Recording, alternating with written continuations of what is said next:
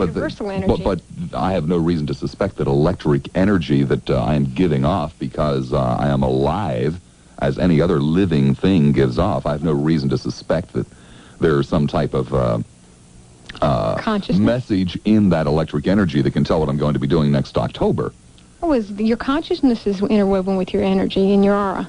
They're interwoven. But my consciousness has nothing to do with the circumstances that I will find myself in next October. Well, of course they do. Well, of course they don't. I mean, there are 5 billion people on the face of the earth that can have a dramatic effect on what I do next October. See, where I am and what I encounter when I get there. See, a lot of what you do next October is, again, programmed out by your mind. Back to the computer analogy. We can program our lives. With that word again, please. But that's artificial intelligence. God gave us, or we are given, or we have different degrees of intellectual capacity. That's just a proven fact. Some people are smarter than others, period. End of sentence, okay? Now, if I take your future and your abilities, and I put them into the computer bank, okay?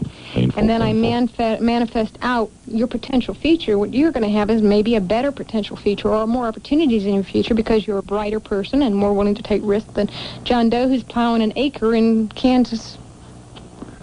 Then you would, I'm not trying to put words in your mouth here. I'm just trying to ascertain here what I'm saying. You might frown upon those people who, just on a casual meeting, for example, over the telephone, give out some extraordinary predictions for the other individual. Well, would you frown on that type of? No, I did my own radio show here, so I couldn't possibly frown on that.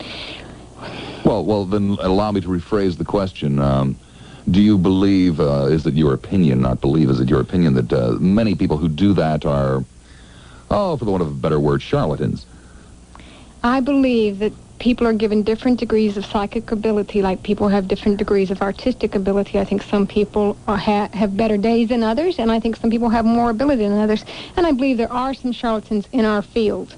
But no, I don't believe that everyone that appears on a radio talk show is a charlatan any more than I believe every attorney in Tampa is one. So isn't it extraordinary that belief and patronage of such people who claim psychic ability seems to be a cyclical thing? Well, see, the thing with psychic ability is, or psychics in general, is we have to be very ethical about our field because a lot of people come to us, and you have to be a pretty strong person, like a psychologist. Ethical? Has to be ethical. You know, ethics. Okay.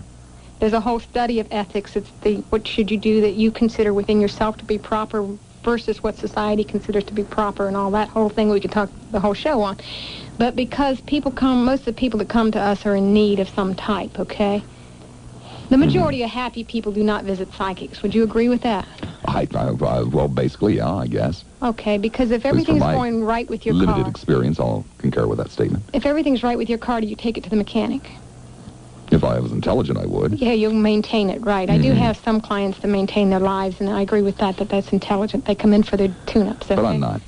But not everyone does. Some people wait until their engine's blown, so to speak, and they come in for repairs. So to a certain extent, psychics can prey on the gullibility of people because they want certain things to happen in the future. And the difference in ethics between some psychics and others is whether you tell them what you really believe is going to manifest in their future, if you make up some great story that... Now, there's a combination here that's real delicate. You got to watch a delicate balance because you can program the person's subconscious mind to manifest good things. See, if you take a person who's caught in a cycle of negative thinking, then they manifest negative things in their life and they've proven this is scientifically proven, that people with positive attitudes last longer, live longer, are healthier. I'm aware of that study, yes, okay. Or those studies. So what a really, truly professional ethical psychic will try to do is to reprogram that person to think positively and to bring positive things into their life so they can live longer and manifest a better lifestyle.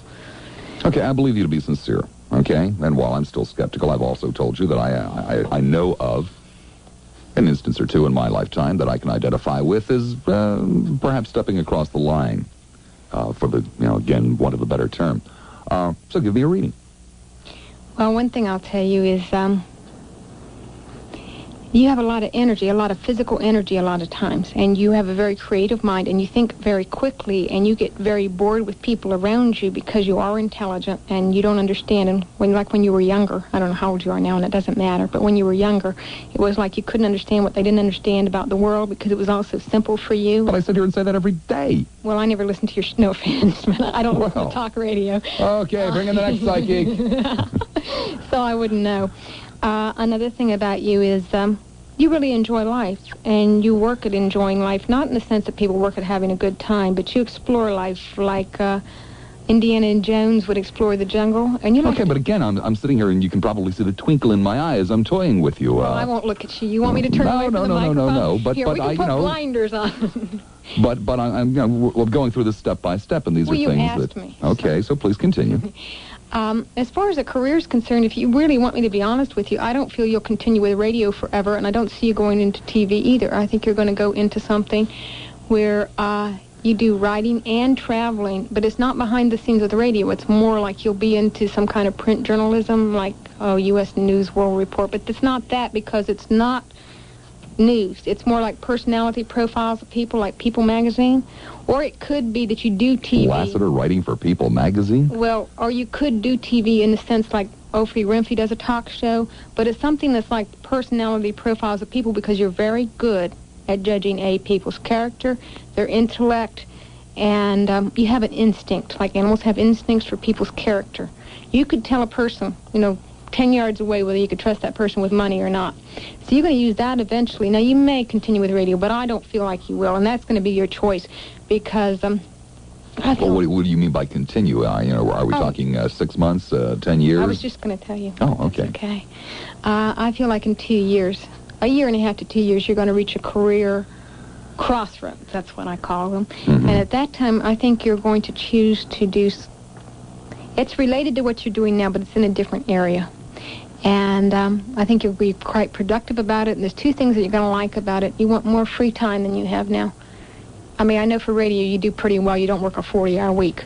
But you like a lot of freedom. This is going to offer you more freedom and an opportunity to travel, and you enjoy traveling. I know that's true. If I said... most people do, don't they? Oh, a lot of people won't go across the street. But they'll tell you they would enjoy traveling. Well, that's fine. Even a recluse would tell you, boy, I'd love to see the pyramids in Egypt. No, you're the kind of person I could send a mystery ticket to. Okay, in the mailbox, mystery ticket to you. Meet me at the airport, and we go to wherever, and you go, just to find out what it was. I'm not so sure about that. Okay, well, we'll see. But I feel like... Send me the ticket, and we'll see. Yeah. You'll be here a year to two, or, I really feel your choice with staying here is going to be up to you. Okay, in other words, I don't feel like they're going to let you go or not renew your contract or however you want to put it.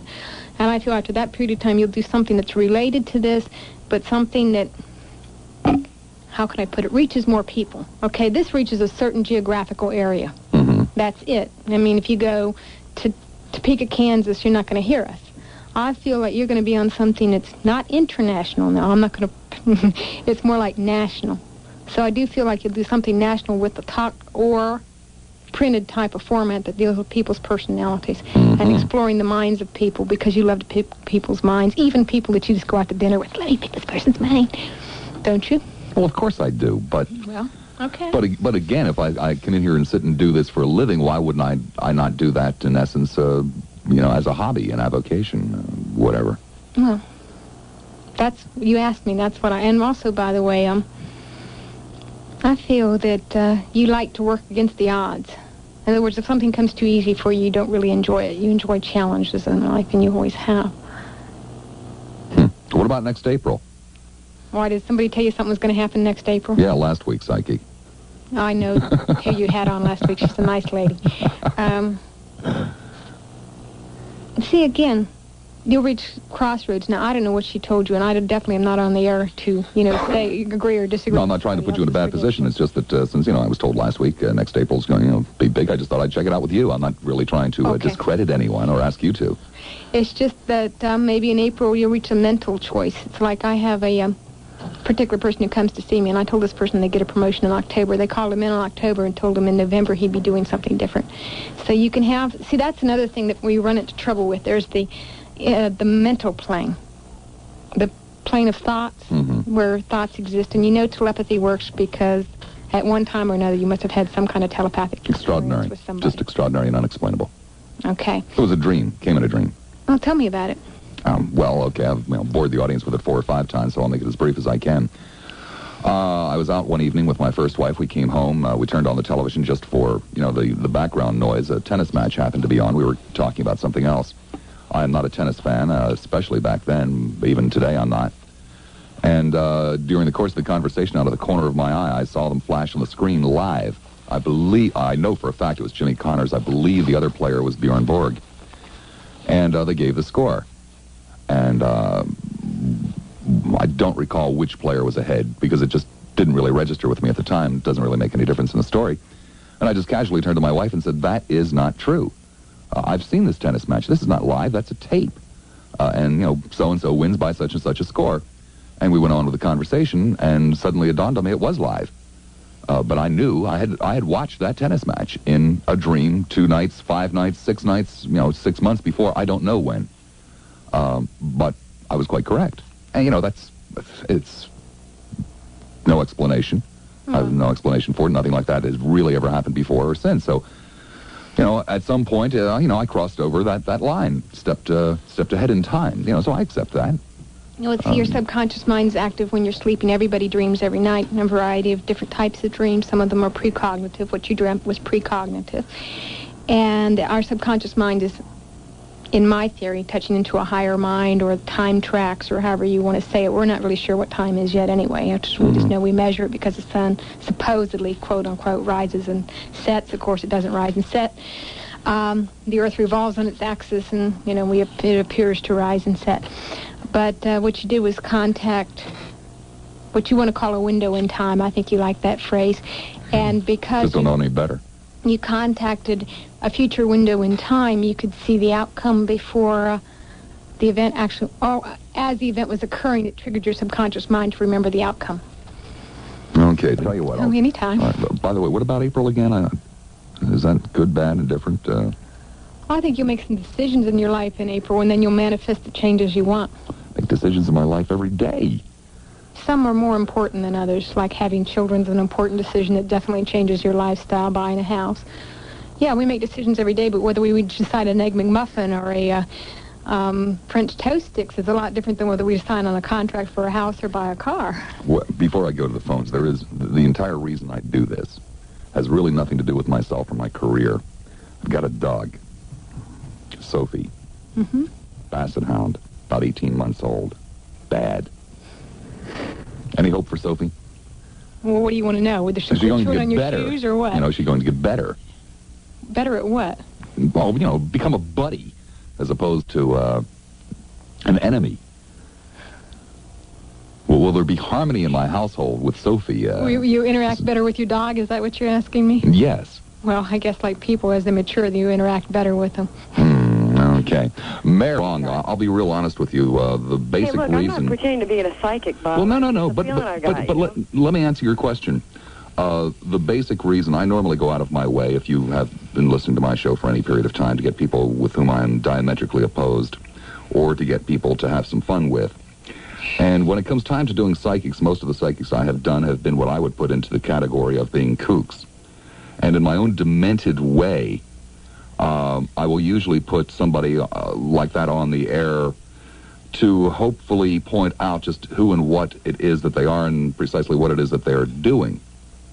And so don't assume if I put somebody on there it's because I give them credence or credibility. But let me take this a step further now.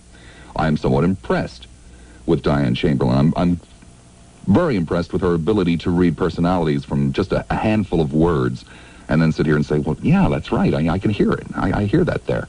That's why Diane is here and why she'll continue here this afternoon. Let me relate an experience that I had to the both of you. I've had delved myself to some extent into what is popularly known in the West as occult. And I started practicing reading tarot cards, as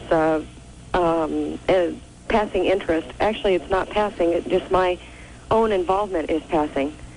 And a few times when I was allowing myself to allow this to happen, I came up with some pretty accurate interpretations of the cards.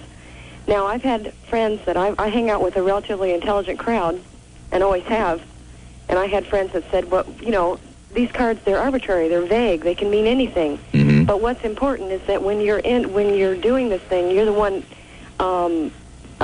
doing the practicing and reading for someone. Is that it's like Diane said, it's like tuning in, and with certain people you hit things, and certain days you're right. But wait a minute, let me explain to you what happened to me. Okay, I was on a date when I didn't really care to do it, but I had some friends talk me into it. But I said my own particular type of prayer first, asking for assistance from my guides, their guides, to help them.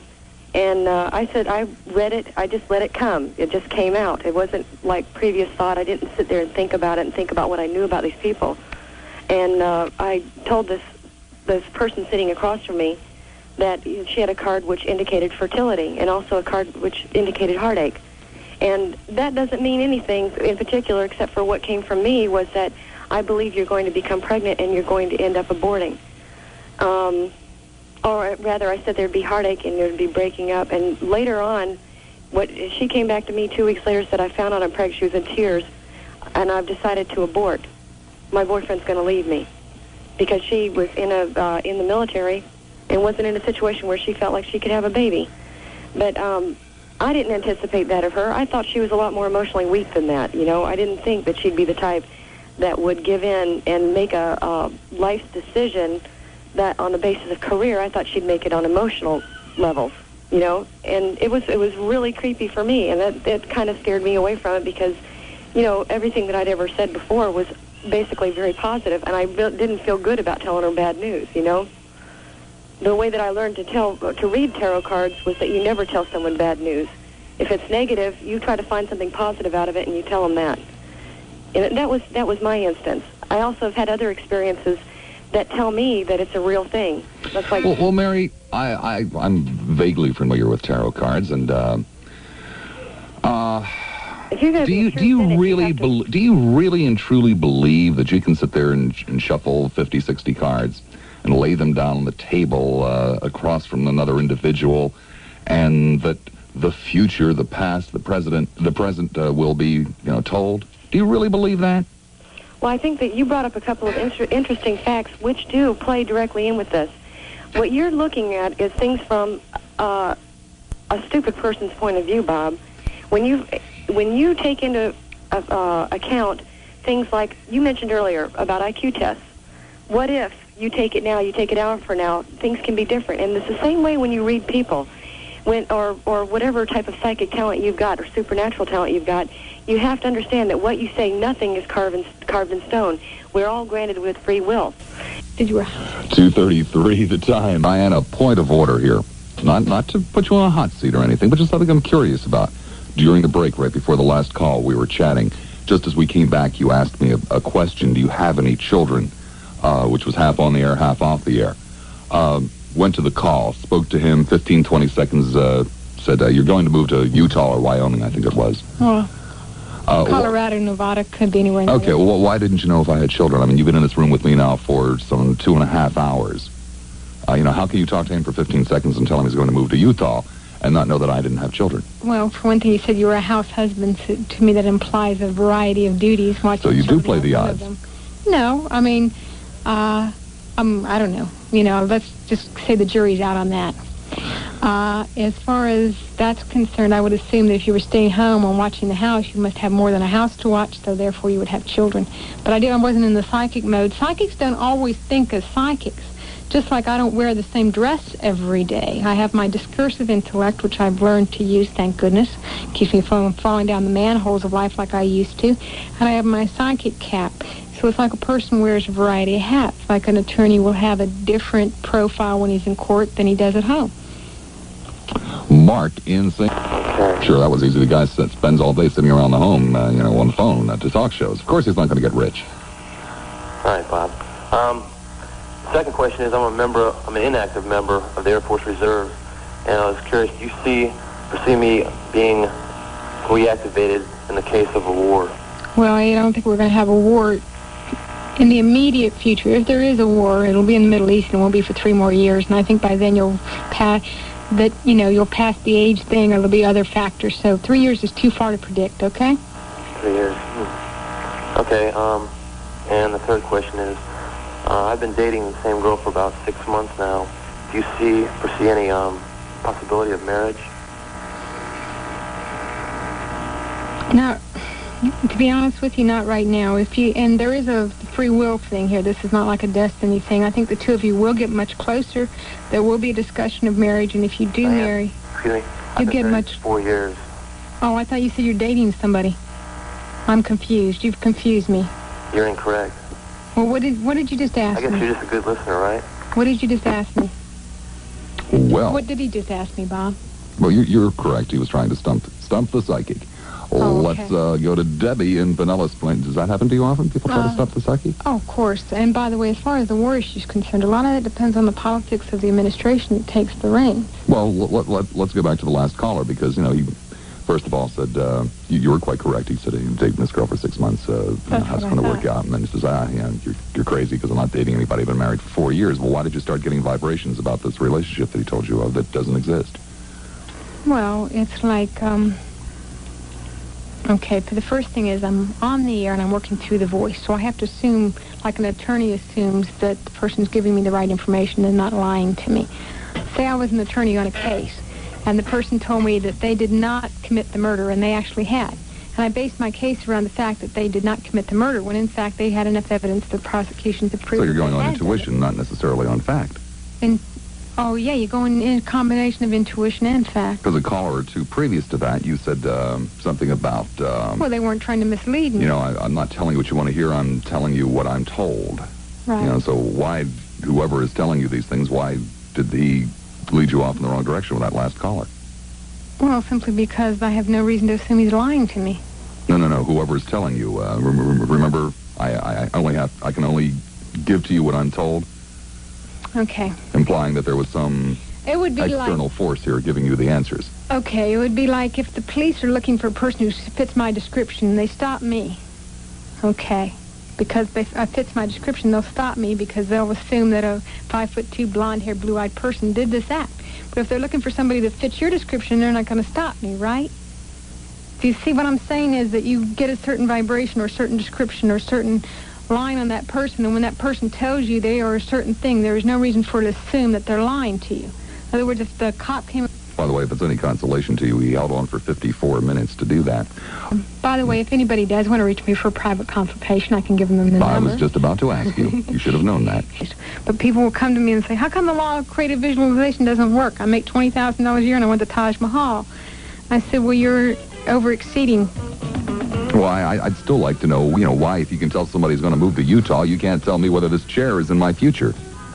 Because it is in your future and you don't want to accept that. It is in my future. So you're telling me, finally after, 3 hours of trying to drag this out of you, you're trying to tell me that the station here, the management is not going to get me a new chair.